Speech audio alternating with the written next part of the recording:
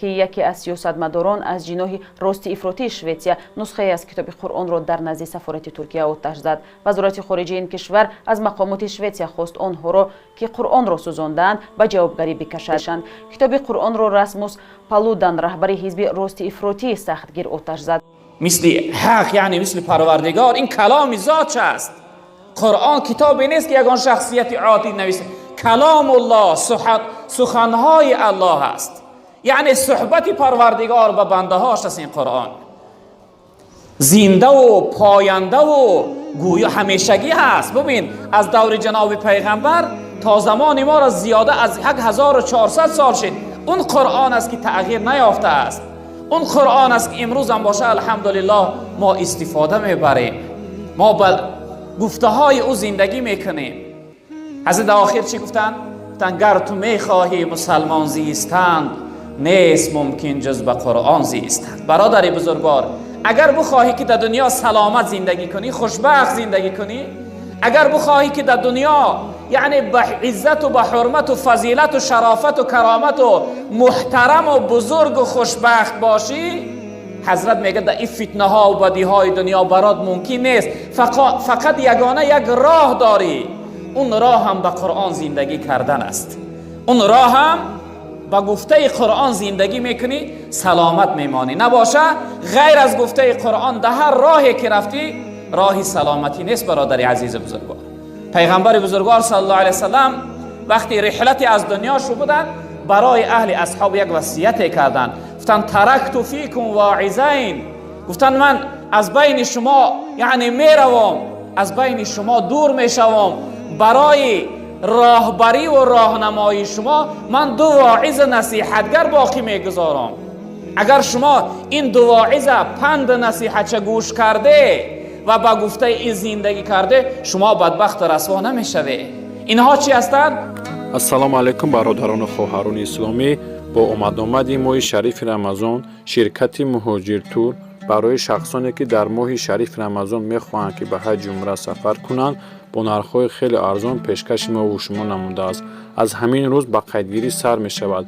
خودی حاضر در نامرهای روی اکران بوده مراجعه نمایید و اگر از نام کانال ما روی فردا گیرین باز کمتر ارزانتر خواهند کرد. باقی الله نگهبانتون باشد برادران خواهران اسلامی.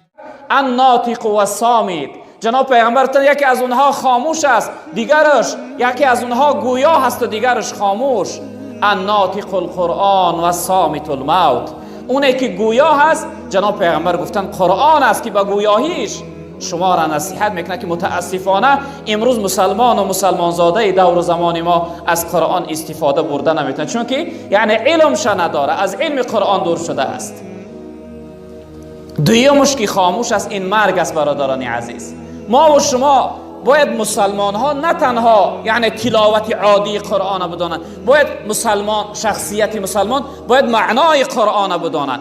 قرآن خودش کتاب زندگی هست، کتاب نجات است، کتابی است که انسانها را هدایت میکنه، راهنمایی و راهبری میکنه. اما متاسفانه از بس که امروز 90% مسلمان از علم قرآن دور مانده است، مثل بیمار شده است که در سر یک سفره پر از نعمتهای خدا میروه اما استفاده برده نمیکنه. میگه من دردمندم، برای من معنی است، دکتر من معنی داشته است. و تعبیر محمد اقبال میگه زی فرمان قرآن چرخ تافتی بجای خوشی ناخوشی یافتی. ای مسلمانی که امروز از قرآن دور شده، ببین چقدر بدبخت، چقدر خار شده، چقدر عذاب روحی و جسمانی میکشی، چقدر غریبی از سر میگذرانی، چقدر بی‌برکتی در حیاتت پیدا شده است. سببش این است از قرآن دور مانده. برادری عزیز بزرگوار، در جای دیگه میگه زی قرآن پیش خود آینه آویز دیگرگون گشته ای از خود بگریز. ای مسلمان، از گفته قرآن، از تعلیم قرآن، از پند و حکمت و نصیحت قرآن در پیش خودت همچو آینه برین بگذار و عملهای اختصر و صورت اختصر زندگی خودت، فعل و کردار خودت در او آینه قرآن نگاه کن. دیگرگون شده ای، رنگ و بو از قرآن نداری. به همین خاطر وقتی که از قرآن دور شدی برادر عزیز بزرگوار، ببین که چقدر رنج عذاب میکشی. این قرآن کتابی چی هست؟ کتاب زندگی هست. اکثر مردم ما شاید از بس که از علمش دور هستن فکر میکنن که قرآن برای چی باشه؟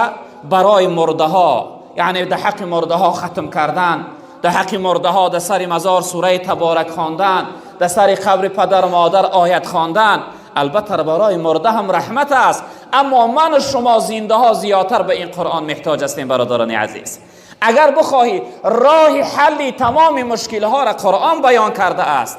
خداوند قرآن میگه لا رطب ولا یابس الا فی کتاب مبین، یگان تر و خشک نمانده است مگر اینکه خداوند در این قرآن او را بیان کرده است. هر چیزی که انسان میخواه از قرآن پیدا کرده میتوانه. درباره احترام پدر و مادر قرآن صحبت میکنه، درباره معامله بین زن و شوهر قرآن صحبت میکنه، درباره دوستی و محبت بین اکا و دادر قرآن صحبت میکنه، درباره تمام حتی خرید و فروش، نکاح و طلاق، حتی قرض دادن و قرض گرفتن، هر چیزی که در یعنی زندگی انسان لازمی و ضروری هست اون باره قرآن صحبت میکنه. اما متاسفانه ما از علمش دور هستیم. اکثر مسلمان امروزه از علم این قرآن دور است. فاش گویم آنچه در دل مضمر است، این کتاب نیست چیزی دیگر است. در اصل قرآن کتاب عادی نیست برادران عزیز. قرآن خداوند آیت با روح یعنی خداوند بیان کرده است که و کذالک اوحینا الیک روحا من امرنا. رب العالمین در جای قرآن روح گفته، در جای خداوند قرآن نور گفته، در جای خداوند قرآن یعنی که فرق کننده فرقان گفته، فرق بین حق و باطل. یعنی قرآن خداوند با موافق یک روایت 12 نامش گرفته است. یعنی قرآن هم نور است، هم نجات است، هم فرق کننده است، یعنی هم روح است که انسان زنده میگردانه. فاسق و منافق و مشرک و کافر وقتی اطاعتگر عمل کننده به این قرآن شد، این قرآن زندهش میگردانه، حیاتی ابدی و جاودانی براش میبخشه، حیاتی خوشبختانه براش میبخشه.